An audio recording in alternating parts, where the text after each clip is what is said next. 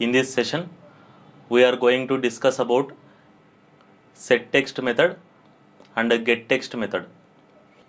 In the last session, we have understood that in order to change the text of a view through Java code, we use setText method.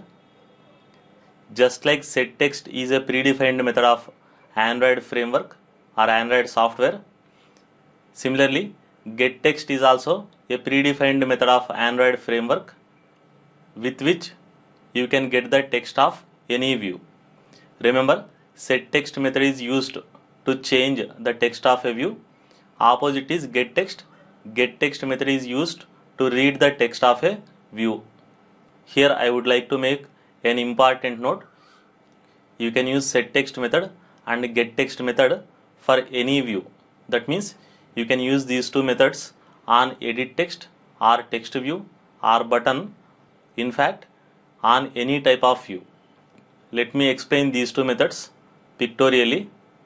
Here I have taken an activity which contains one text view.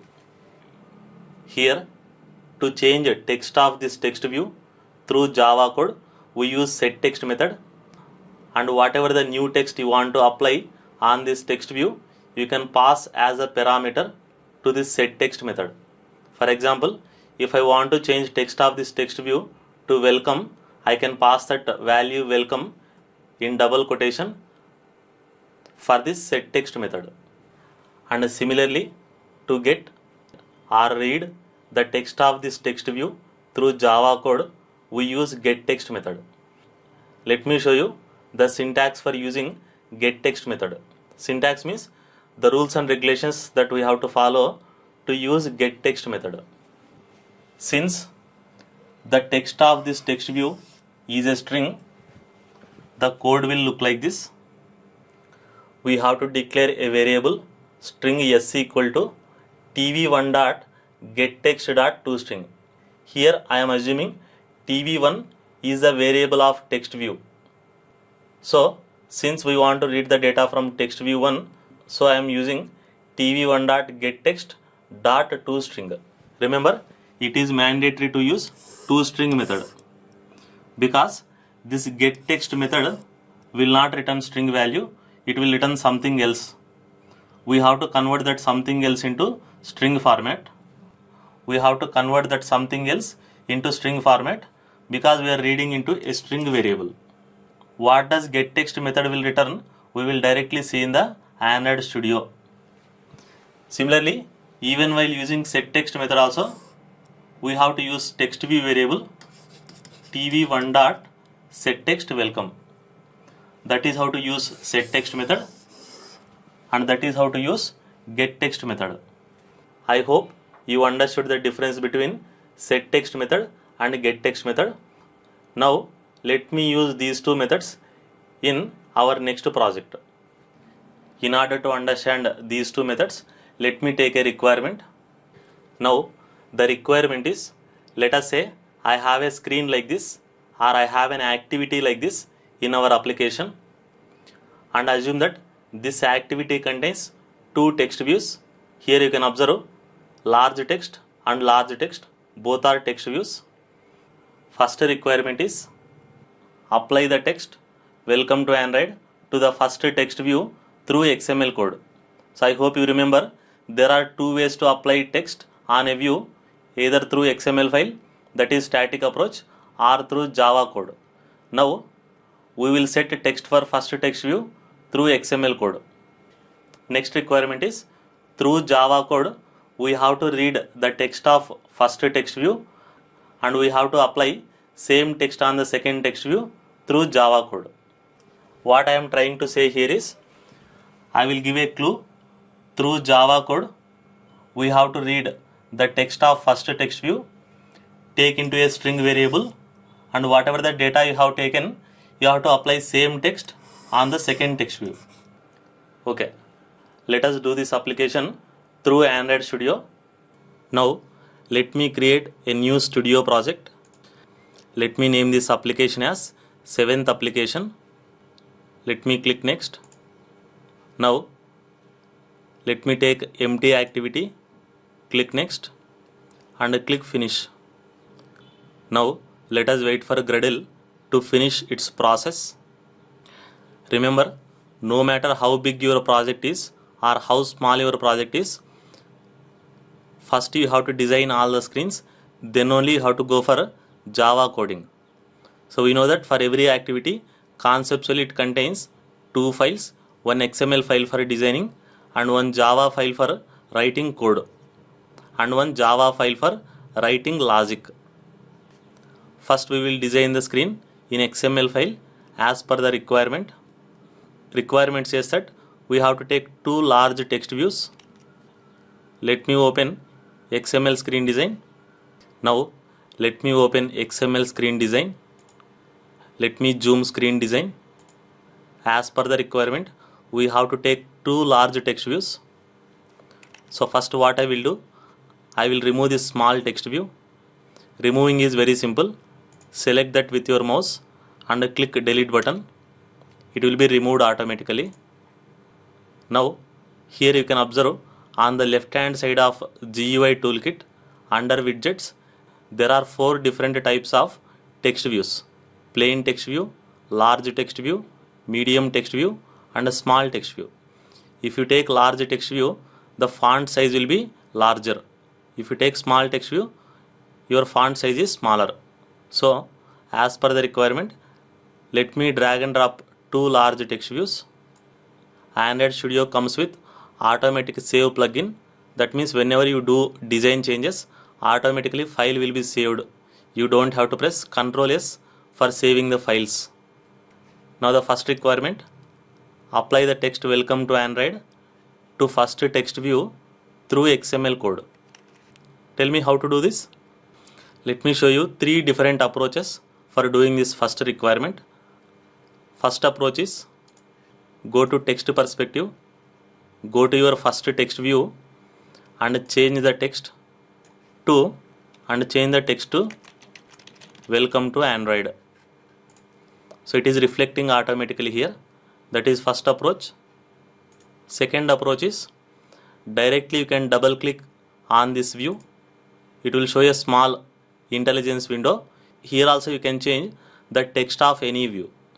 Here you can observe, we know that every view will contain one unique name. The name of this text view is text view. Similarly, when I double click this, you can change the text of this text view from here, or else you can change the ID of this text view from here. That is second approach. Third approach is you can click this, you can click the view, automatically that view will be enabled on the top right hand side corner. For corresponding view, Android Studio will display all the properties below. Now you can go to corresponding property. The property is text property and you can modify the text of any view from here also. These are the three different approaches. Whichever you feel feasible, you can go for that option. The most easiest mechanism is double click this and modify the text. That is about first requirement. Next requirement is through Java code, read the text of text view 1 and apply it to second text view. Before writing any Java code, since we want to read the data or text from first text view, in order to refer this text view from Java code, first you should know the ID of this text view. Remember, in order to refer any view from Java code, we should use one unique naming convention, that is r dot id dot and the name of the view. What is the name of this view? When you double click, it will display. The name of this view is text view. The ID of this view is text view. Let me change this to text view 1. So what is the name of first text view? First text view name is text view 1. When you change it, it will display a pop-up window. Just click OK on that pop-up window. So similarly, you have to identify the name or ID of second text view. You can observe here text view 1 and text view 2, or you can double click and you can observe this is text view 2.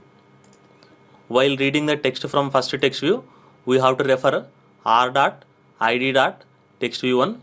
Similarly, when you are applying a text to second text view, you have to refer this box as r dot id dot text view 2.